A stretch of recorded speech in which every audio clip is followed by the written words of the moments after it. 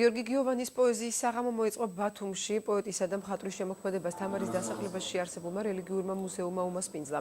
სხვადასხვა პერიოდში დაწერილი რჩეული 30 ლექსი საღამოს სტუმრებს გიოვანმა თავად წაუკითხა.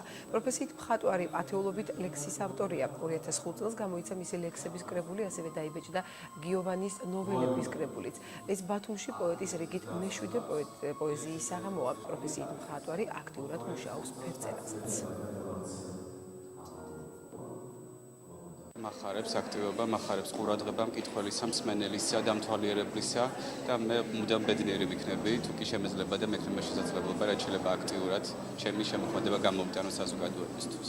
ძალიან მოხარული ვარ მის საღამოზე, როდესაც ხვდები, იმიტომ რომ ყოველთვის გამორჩეული არის, თუ გინდა ინტერიერის შერჩევი და თუ გინდა მუსიკაც და ყველანაირი გაფორმებების და მოხარული ვიქნები, თუ ბათუმში უფრო მეტად იაქტიურებს, თუნდაც ახალგაზრდებიც ესეც საღამოები უფრო მეტად მოეწყობა. რელიგიის მუზეუმმა გადაწყვიტა სრული შემადგენლობით, რომ მოგვეწყო გიორგი გიოვანის შემოქმედებითი საღამო.